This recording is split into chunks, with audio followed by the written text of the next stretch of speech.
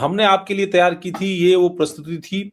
और उस प्रस्तुति यानी प्रेजेंटेशन के बिहाफ पर अब सरकार ने नोएडा के सीईओ को हटाने का फैसला किया। सरकार ने नोएडा के सीईओ को उनके पद से हटाया, उनकी पोजीशन से हटाया, और हटाने के बाद उनका रिमूवल करने के बाद उनको तय किया गया क्या कि वो अब प्रतीक्षारत रहेंगे, वेटिंग में डाल दिया गया। और वेटिंग में तब डाला गया, इससे पहले कौन वेटिंग में था? महेंद्र प्रसाद वेटिंग में थे। और महेंद्र प्रसाद के बाद अब वेटिंग में कौन है? अब वेटिंग में है एम लोकेश, जिनके बारे में हम अपने इस खबर में सवाल उठा रहे थे। ये बड़ा सवाल था, और ये सरकारी आदेश भी मैं आपको जाहिर कर देता हूं स्क्रीन पर, और इससे पहले वाला आदेश भी हम स्क्रीन पर आपको जाहिर कर देंगे। ये सरकारी आदेश है जो स्क्रीन पर आने जा रहा है, ये वो सरकारी आदेश है। इसमें आप देख सकते हैं, एम लोकेश, मुख्य कार्यपालक अधिकारी नोएडा एवं प्रबंध निदेशक Noida metro rail corporation Gautam Buddh Nagar, यानी एनएमआरसी।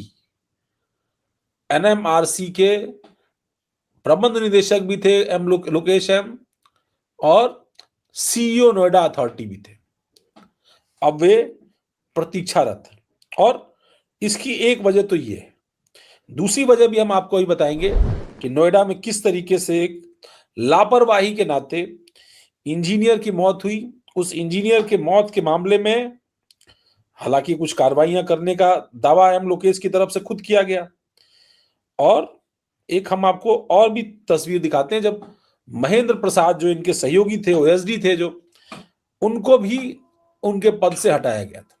इससे पहले जब विवाद जिस दिन सामने आया, उस दिन जो दूसरे शख्स थे जिनकी तस्वीर, जिनके ट्रांसफर ऑर्डर की तस्वीर हम आपको दिखा रहे हैं, उनको इससे पहले हटाया गया था, जब हमने ये पैकेज तैयार किया था कि अगर ओएसडी को हटाया, फोटो में ओएसडी ने कैलेंडर रिलीज किया, तो आपने उनको क्यों नहीं हटाया, यानी एम लोकेश को क्यों नहीं हटाया? ये एक बड़ा सवाल था जो हमारा आपके लिए जानना बहुत जरूरी था। और ये बड़ा मुद्दा है। ये बड़ा मुद्दा इसलिए है क्योंकि नोएडा उत्तर प्रदेश की औद्योगिक राजधानी, और एक परसेप्शन बिल्डअप होता है वहां से सरकार को लेकर के, और वो परसेप्शन जब बिल्डअप होता है तो फिर कई तरह के विषय सामने आते हैं एम लोकेश की तरफ से।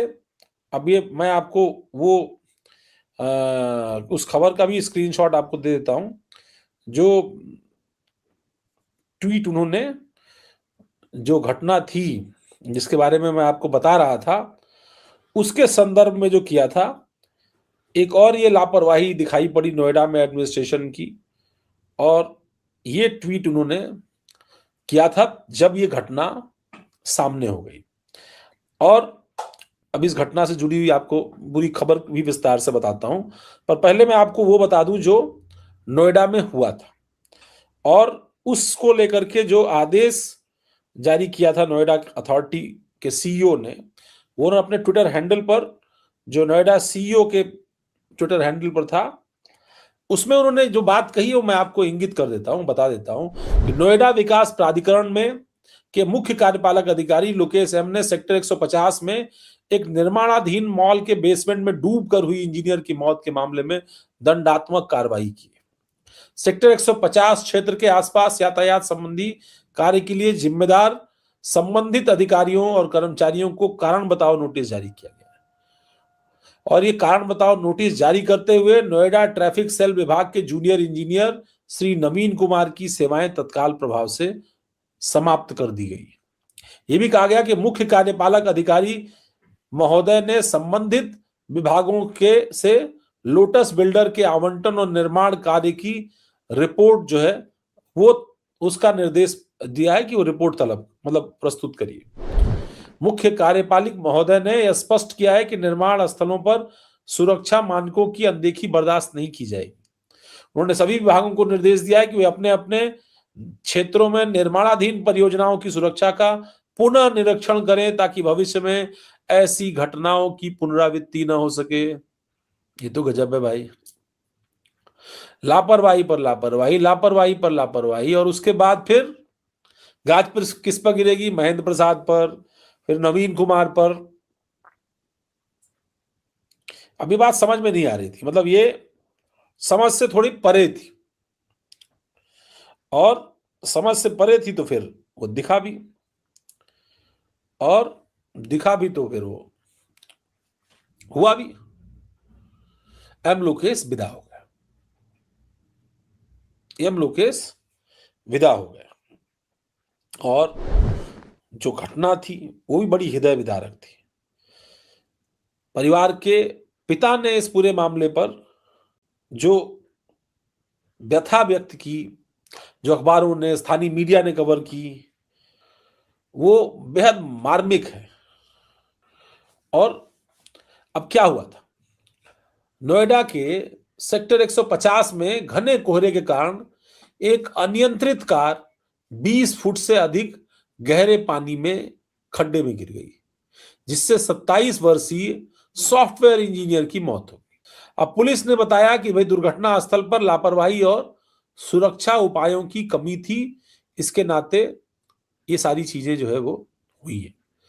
अब ये बड़ी लापरवाही, मतलब ऐसी लापरवाही, आप नोएडा में रहते हैं, नोएडा में मतलब इंडस्ट्री सिटी है, उत्तर प्रदेश की सबसे बड़ी इंडस्ट्रियल सिटी है, और वहां पर 27 साल के इंजीनियर की मौत हो जाए, क्या ये शर्मनाक नहीं है? इसका जवाब कौन देगा? इसका जवाब नहीं है किसी के पास। नोएडा के सीईओ आज हटाए गए हैं, तो उस पिता की आह लगी है लोगों को। अभी और लोगों पर कार्रवाई होनी चाहिए, छोटे बड़े जैसे भी हों। ये दिखाई पड़ता है कि वहां पर किस तरह की लापरवाही हुई।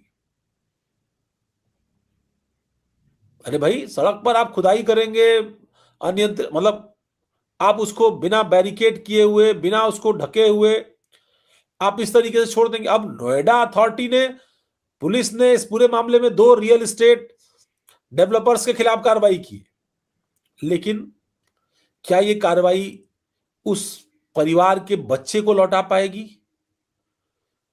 भाई, वो बच्चा अपने ऑफिस से घर लौट रहा था, युवराज मेहता नाम था उसका, 150 सेक्टर स्थित टाटा यूरेका पार्क सोसाइटी का रहने वाला था, और गुड़गांव की एक प्रतिष्ठित सॉफ्टवेयर कंपनी में वो काम करता था। और जब वो काम से अपने लौट रहा था, ये घटना हो गई, इसकी मौत हो गई। और कार गिरने की सूचना देर रात करीब 12:15 बजे मिली, और ये बताया गया, जो परिवार है उसको बताया गया कि तलाशी अभियान शुरू किया गया है। दमकल विभाग, राज्य आपदा प्रतिक्रिया बल यानी एसडीआरएफ और एनडीआरएफ और स्थानीय पुलिस वालों की मदद से कोशिश की जा रही है। तो अब मिलना क्या था? शव ही तो मिलना था। शव बरामद हुआ होने का एक दावा करने वाला डिलीवरी एजेंट था मुनिंदर। उसने आरोप लगाया कि न सिर्फ लापरवाही से वो कार अनियंत्रित होकर के उस खड्डे में गिर गई, बल्कि बचाव कार्य भी शुरू करने में लापरवाही। कोई मैकेनिज्म ही नहीं था, सोचा ही नहीं था कि ऐसा भी होगा, और होता तो फिर कैसे हम उससे उबरते, इसके बारे में कोई विचार ही नहीं किया। बचाव कर्मी उस खड्डे में, क्योंकि उनको अंदाजा नहीं था, वो उतरने से भी हिचकिचा रहे थे। और उन्होंने पत्रकारों को यह भी बताया है कि भाई रात करीब 1:45 बजे घटना स्थल पर पहुंचा। कई सारे हिचकिचा रहे थे। उन्होंने दावा किया कि मैंने अपनी कमर से रस्सी बांधी, खुद पानी में उतरा, मैंने करीब 30 मिनट तक युवक और उसकी कार को ढूंढा। उस आदमी ने आरोप लगाया है, उस आदमी ने आरोप लगाया है। प्रत्यक्षदर्शी है, क्या लेना देना था उसका, लेकिन मानवता के नाते वो वहां पहुंचा। और उसने आरोप लगाया है कि पहले अपनी कार की छत पर खड़े होकर के राहगीरों को मोबाइल फोन टॉर्च से इशारा करते रहे हो, मदद की गुहार लगाते रहे हो। आप सोचिए कैसा मंजर रहा होगा अगर कोई मदद की गुहार लगा रहा है घंटों तक, नोएडा जैसे शहर में उसको मदद नहीं पहुंचती है, तो ये सिस्टम का फेलियर नहीं तो क्या है वहां की। जो लोग वहां पर लंबे समय से बैठे हुए हैं, वो एक मैकेनिज्म भी नहीं तैयार कर पाए कि इस तरह के आकस्मिक परिस्थितियों में कैसे निकल करके आएंगे। और फिर ये दुर्घटना हो गई, शर्मनाक दुर्घटना हो गई। प्रत्यक्षदर्शी ने तो यह भी कहा कि अगर 10 मिनट पहले भी ये रेस्क्यू ऑपरेशन करने वाले लोग उन तक पहुंच जाते तो शायद उनकी जान बच जाती। इससे पहले भी वहां दुर्घटना हो चुकी थी। ये बताया गया कि एक ट्रक चालक भी इसी तरीके से उसके अंदर गाड़ी लेकर के चला गया था और उसको स्थानीय लोगों ने मदद से बचाया। मतलब एक घटना हुई, घटना दर घटना हुई, लेकिन आप सुधरने का नाम नहीं ले रहे थे। आपको चैन नहीं था, आपके दिमाग में इस बात को लेकर के नहीं था कि युवराज मेहता आपका बेटा हो सकता है, युवराज मेहता आपका भाई हो सकता है। आपको नहीं समझ में आया, तो लीजिए खामियाजा भुगतिए। इसमें गंभीर लापरवाही के लिए न सिर्फ डेवलपर्स के खिलाफ बल्कि नोएडा अथॉरिटी के ऑफिसर्स के खिलाफ भी एफआईआर होनी चाहिए। ये उनकी जिम्मेदारी, उनकी लापरवाही भी है। और नोएडा में तो हर जगह चप्पे चप्पे पर कैमरे हैं, कैमरा सर्विलांस है, उनसे मॉनिटरिंग होती है, एक एक स्पॉट, एक एक बड़े बड़े चौराहों की मॉनिटरिंग होती है। ये चूक कैसे हो गई? युवराज मेहता को क्यों नहीं बचा पाए? क्यों रेस्क्यू होने में देरी हुई? किसी क्या अगली घटना का हम इंतजार कर रहे थे, फिर कभी घटना होगी तो उसको बचाने की कोशिश करेंगे? एक पिता का सहारा, एक परिवार का सहारा या उनकी उम्मीद अब इस दुनिया में नहीं है। कौन इसका जवाब देगा? किसकी जवाबदेही होगी? पहले कैलेंडर विवाद और अब एक आईटी प्रोफेशनल की दुर्घटना में मौत। ये दो ऐसे मामले साफ साफ दिखाते हैं कि नोएडा में जो नोएडा अथॉरिटी के ऑफिसर्स थे वो अपने आप को आई एम सेफ समझ रहे थे। उनको लग रहा था कि हम सुरक्षित हैं, हमारे बारे में किसी को चिंता नहीं है, लखनऊ या दिल्ली हमारे बारे में तो नोटिस ही नहीं लेगा। तो जनाब जब वक्त खराब आता है तो अच्छे अच्छों की नोटिस हो जाती है, तो आपकी भी नोटिस हुई है। आपने सोच लिया कि आपके खिलाफ कोई कार्रवाई नहीं होगी क्या? सरकार को जनता को जवाब देना है, आम लोगों को जवाब देना। आम लोग चुन करके भेजते हैं सरकार को। नोएडा में आम लोगों में इस बात को लेकर के, इस घटना को लेकर के आक्रोश है। कैलेंडर वाली घटना जहां प्रशासनिक लापरवाही के साथ साथ अफसरों का अहंकार भी दिखाती है। ये दिखाती है कि उनको किसी की परवाह नहीं, कोई नियम कायदे की परवाह नहीं। और ये घटना आईटी प्रोफेशनल की आकस्मिक मौत वाली अकर्मण्यता दिखाती है कि आप कॉम्पिटेंट ही नहीं है। सिस्टम को दुरुस्त करने के लिए आपको भेजा गया था, आप कॉम्पिटेंट ही नहीं हैं। आज मुझे याद है एक जमाना था बोरवेल में प्रिंस की मौत हुई थी और बड़ी घटना वो चर्चित हुई। उसके बाद बहुत सारे शहरों में शुरू हुआ, बोरवेल ढके गए और ताकि कोई बच्चा उसके अंदर ना फंस जाए, पूरा रेस्क्यू ऑपरेशन ना हो। टीवी मीडिया हर जगह इस मुद्दे की चर्चा थी।